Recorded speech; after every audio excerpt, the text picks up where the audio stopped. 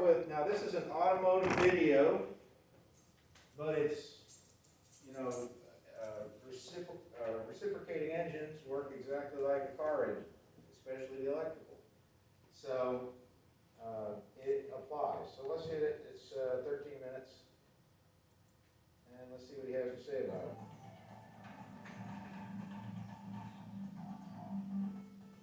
Welcome to this BDB Industry segment on electrical fundamentals. Yeah, electricity, all over cars today. So let's get started.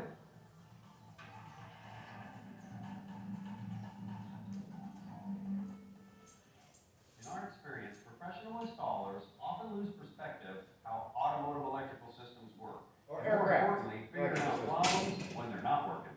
And this will help you build a firm foundation and see how electricity works behind the scenes. Yeah, we'll stick to the basics here. We'll start out with atoms and electron flow, outer electrons in the orbit ring. We'll go over to circuit designs, like a series circuit here, a parallel circuit, a series parallel circuit. We'll throw in a little bit of magnetism, conductors, insulators. We'll talk about Ohm's law and how it applies to electricals. And we'll wind this thing up with some circuit faults. And this will help you build a firm foundation so you can tackle any electrical problem. It doesn't matter whether you're working on a car in a shop as a master technician, or just an entry-level technician, or even in your backyard. You have to know base electrical to fix the car right the first time. Base electrical is the key.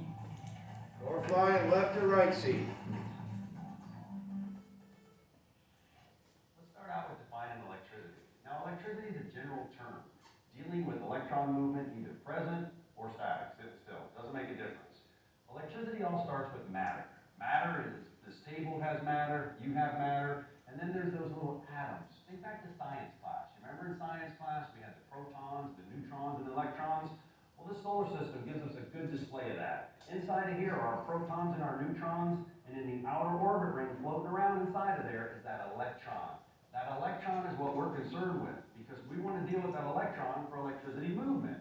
Now, we need to understand two terms with that electron, conductors and insulators.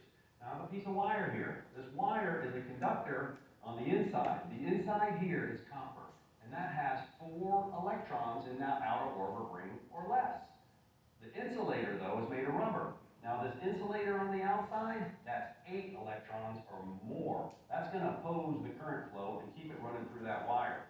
Now, you got a good demonstration to show that. Why don't you show me a spark tester? All right, over here on the spark tester, we have electrical wires coming up and over to the spark plug. And these wires are made of rubber, so that's a very good insulator. And then we have our spark plug, which is a very good conductor. And I'll go ahead and turn it on.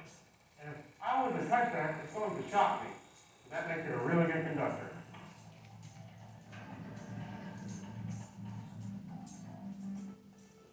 Let's talk about electricity movement, current, inductance.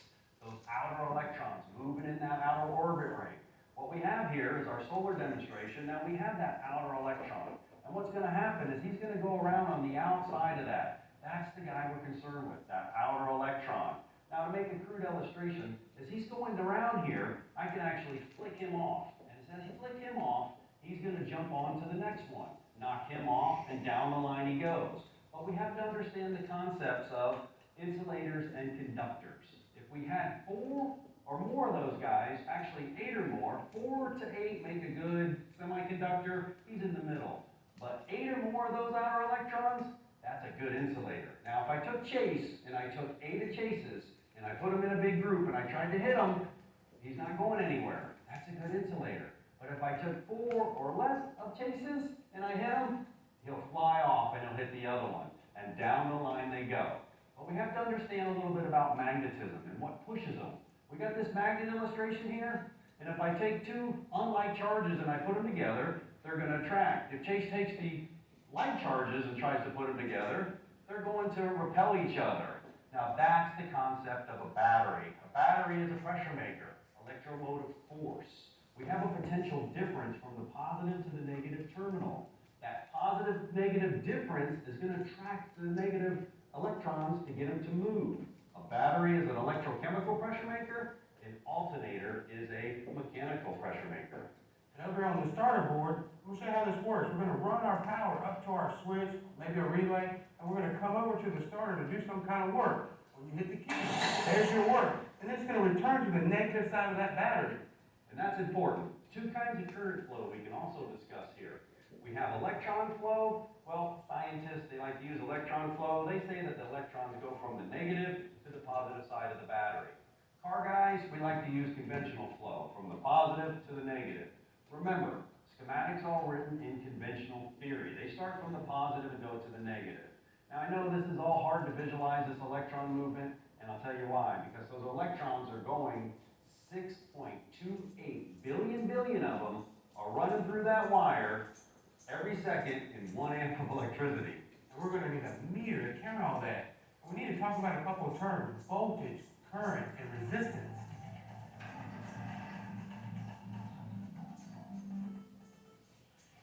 In order to understand those three terms, voltage, current, and resistance, we can use a water demonstration, because you have to understand water behaves a lot like electricity.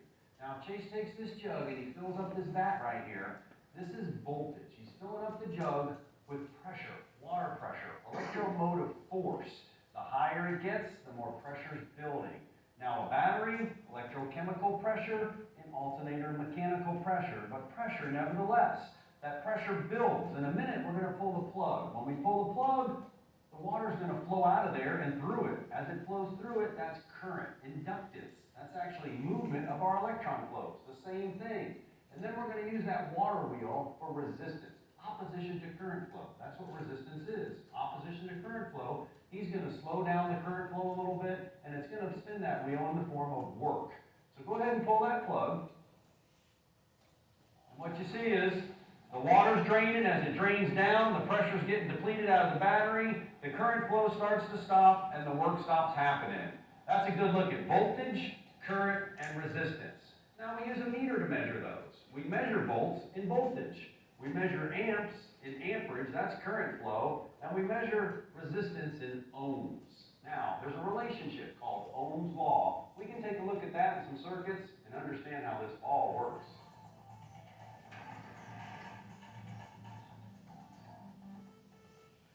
All right, Ohm's law states that current in a circuit is proportional to the voltage or the pressure, potential difference. And then we throw in that variable of resistance. Now there's a whole mathematical chart here that shows Ohm's law and how it works. It's important that you have voltage, current, and amperage in a system to work correctly. Yeah, and we're going to look at that. It's easier just to look at it on the board. We'll start out here with a series circuit. We have 3 circuits on this board. Chase will demonstrate the series circuit. Okay, what we got is our wiring, we got a circuit protection, a switch, and we got 2 light bulbs in here. Now think of your inexpensive Christmas lights. If you pull out one, all the power goes down on that whole line. That's because they're in series. Both of these bulbs are in line. Now this circuit over here, this one here is a parallel circuit, a little bit different. Ohm's law states in his circuit that we're going to drop all the voltage and the voltage is going to be used up. And we'll demonstrate that in a minute with our meter. But let's look at this parallel circuit. Now our parallel circuit, Ohm's law says that we're going to drop 12 volts down each one of these branches. I don't care if you have 1 branch or 800 branches. 12 volts is going to get divided down each one of them. Now, as it goes down those branches, it's going to light those bulbs. If I pull one bulb out, the other one's still going to burn because it's on its own circuit. Think of that expensive set of Christmas lights. A little bit better. If you purchase them, you're in good shape. Now, the last circuit we're going to look at, that's a series parallel. And why it's a series parallel circuit is because we threw a resistor in the mix. He's in series with the parallel. Now, the parallel, the Ohm's law, is going to still be the same. We got our voltage down here, and our amperage down this circuit is going to be determined by the resistance value of the bulbs. All right? Now, I can take this resistance and I can vary it. I can turn it up, or I can bring some resistance. Let this switch do resistance. Remember, that's opposition to current flow. He's using up some of the electricity, and these guys are burning dim. Now, we can take our meter, and we can actually prove Ohm's law. Ohm's law states that the voltage drops have to equal the source voltage. So Chase has his meter set up on volts. He's going across the battery terminals.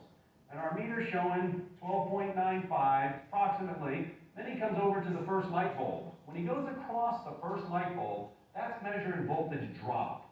What happened is we have 6.35 drop there. So if he goes across his next bulb, we're hoping he has 6.35 or close to it. So all that voltage was used up before it went back home to the battery. If it didn't, that would be a direct short. Now these are good properly operating circuits, But we can take them, short them, have some fun, and look at what bad circuits do. This is what you gotta pay attention to in an airplane. Now to the fun stuff. Let's go ahead and create a short circuit. There's 3 types of short circuits we need to look at. The first one's an open, and then we'll look at some shorts. But an open's easy. Demonstrate an open for them. Over here on this board, I'm gonna open this switch here. And what that does is create an open. Or you can simply pull a That's a bulb. single pole That's an switch, open. we'll talk about that Or later. a cut wires in open. Anything that the electron flow stops, that's the end of that. That's an open circuit. Now the other two, a little more difficult. We have a short. We can have a short to power, or we can have a short to ground. When I think about a short to power, I like to think about copper to copper, copper touching copper. And if you take that wire and you reach and you short that bulb out over here, what happens? Electricity is lazy. It's going to take the path of least resistance. So what it does is it all runs through that bulb and the other bulb went out. Now they're hard to detect. That's where your components may work or not work. Depending on the fuse in the circuit will depend on if the fuse blows or not. It's just how many amps it's going to draw. Now our other one, a little easier to detect. That's a short to ground. We're talking about copper to steel. Now if you come over, we have protection devices. 3 types of protection devices. We start out here with a fuse, then we're going to move on to a circuit breaker, and then from the circuit breaker, we're going to show you a fusible link. We'll start out with the fuse. The fuse is a one-time protection device. It's rated by amps, the amps. Anytime we go short to ground, you're going to run the amps so fast through that circuit, it's going to create heat. When it creates heat, there's no opposition to current flow, it's going to blow that fuse. So if you watch closely, you just take that circuit and purposely short it to ground, and that fuse blows. No lights, that's it. You're done with that circuit. You need to go ahead and find out where the short is and repair it. Now, our next one's a circuit breaker. He's a resettable device, if you will. He will open. What he is actually a bimetallic piece here. This bimetallic piece is going to heat up. It's going to open. Once it cools down, it closes the circuit again. Think about mechanical resistance, something that's causing a lot of amps to flow. That's going to do that. So if you come over and you short him to ground, what's going to happen here is he's actually going to cut the lights out. Now, if you wait a minute, what's going to happen is cools down and the lights come back on. Now, our last protection device, that's a fusible link. That's a one-time protection device too. That's going to burn. That's 4 AUG American wire gauges smaller than the wire it's protecting. Okay?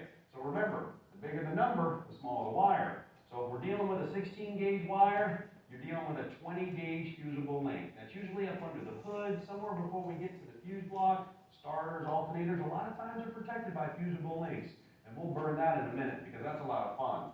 Now remember, all these circuit faults, all this base electrical is critical to understand and fix cars. This bolt over here, he's full of electric. Matter of fact, he runs off electric. So if you understand the basis of electricity, you can fix anything. Chase, why don't you show us a little bit of fun and burn this fusible link.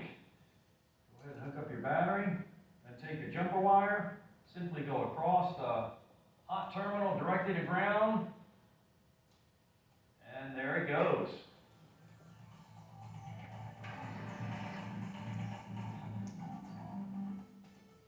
We took a good look at basic electrical, all the way from the atoms to circuit intent.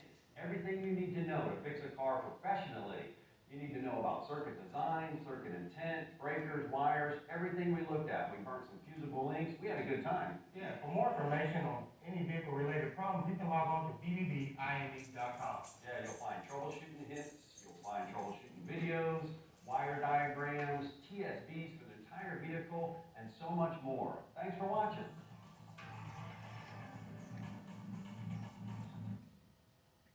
Okay, everything that they said in that video applies to aircraft. And the most probably complicated systems, if you will, if you don't understand it, obviously, is the electrical system. That's one reason we're doing it first, okay? Now, a couple things on your notes here. That particular video, if you want to watch it again, I put it in the notes right here. Okay, so even though on your notes, you know, it's a little, you don't have it in the hard copy form, I went ahead and put it in here and it's on Moodle, so you can just pull it up there, okay? I also added another one here. This one is the circuit elements. It's about 45 minutes. It's a long video.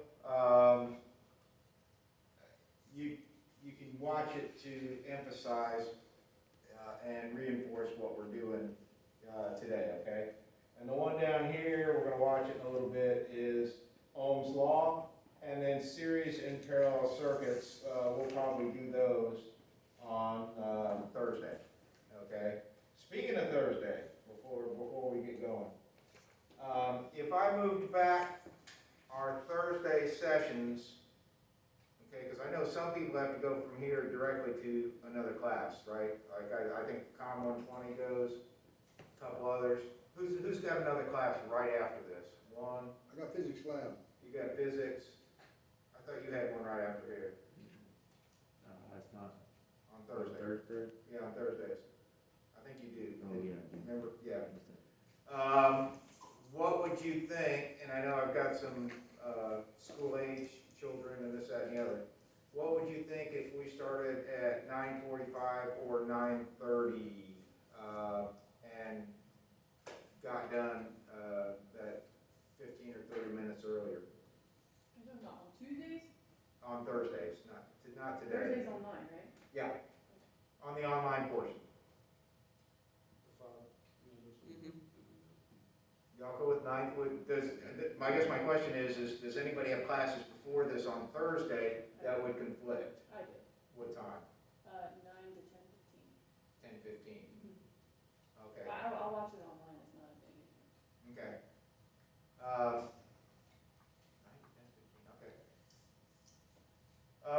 So it totally conflicts, doesn't it? All right. Okay. So, consensus, Thursdays at 9:30. That'll give you an extra half an hour to do whatever you do and gives you, yay? Okay, and you're gonna miss it anyway, so just watch the video. Okay. Cool? All right, 9, okay. Normal time on Tuesdays.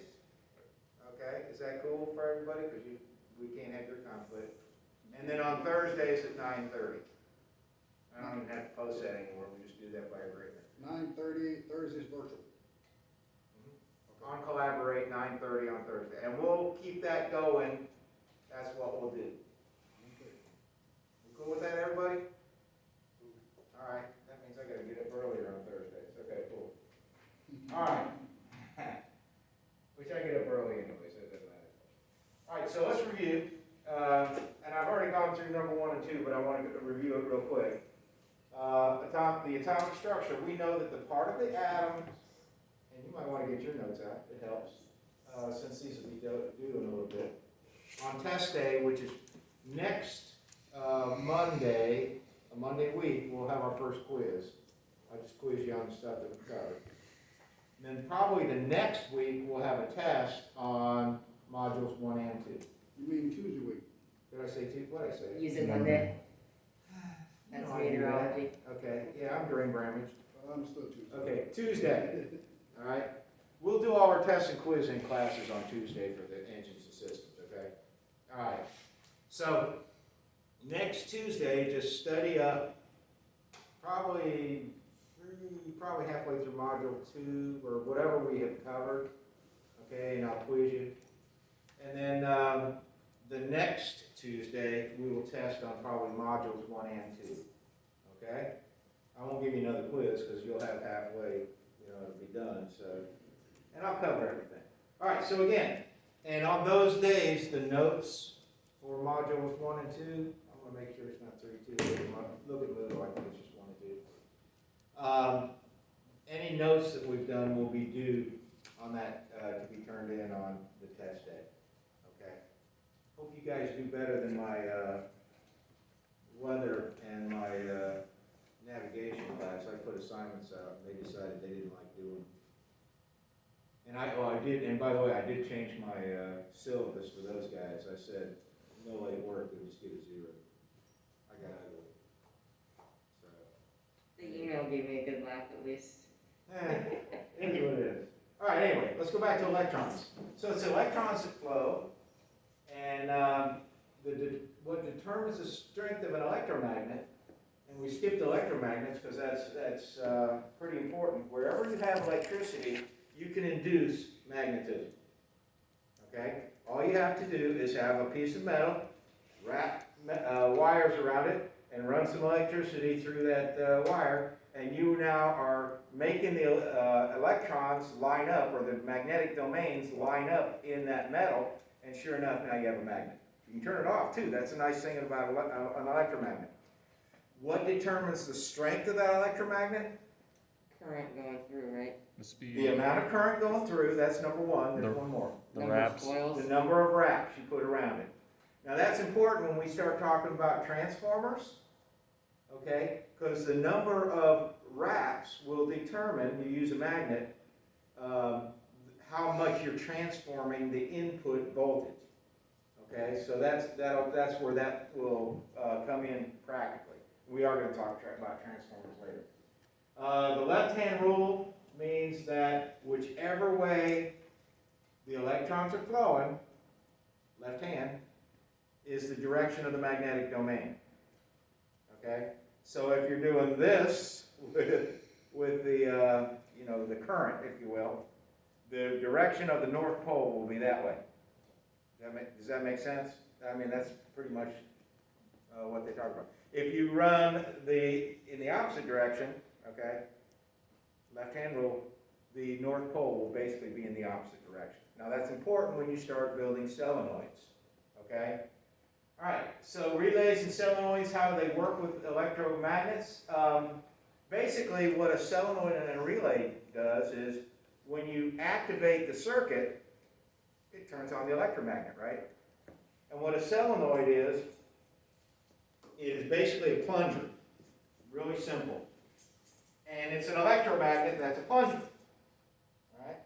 So when you activate that electromagnet, you can see it over here, plunger with a spring and a connection. All right? As soon as you activate that electromagnet, what's it going to do? What are these two magnets going to do? Boom. They're going to come together. What happens when you turn the electricity off? What's the spring going to do? Okay. Pull it right back apart. Okay? So that's how by the way, that's how your car starter solenoid works. It's a magnet with a spring. You hit it, it connects the shaft, the starter shaft, into the engine, turns the engine. And as soon as you take the key off, the electromagnet turns off, boom, spring pulls it back and disengages your starter. Makes sense, doesn't it? I know you have, because I have too. Have you tried to start it with the engine running? What happens? Megan, what happens? Am I checking something? Say it loud enough. Grinding noise? Yeah, it grinds. Why? Because that solenoid is trying to push that shaft back into the engine, but the engine's already turning. Okay? It needs to be disengaged. So don't turn your starter on once you have your motor running. That's when you get that grind. Makes sense, doesn't it? Okay, so that's what a solenoid. A relay works the same way. It opens and closes basically a circuit, all right, with an electromagnet. Transformers, again, use, and this is what I was talking about, it uses a ring magnet. Here's what it looks like.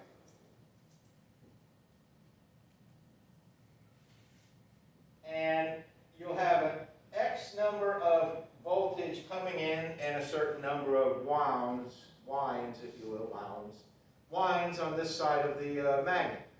Okay? So when you wind up a magnet, what do you get? An electromagnet, right? So now this whole thing becomes an electromagnet. Well then, what I'm going to do is I'm going to put winds on that side of it, and if I have fewer winds of wire, we said that the strength of the electromagnet is determined by the number of wounds, right, and the current.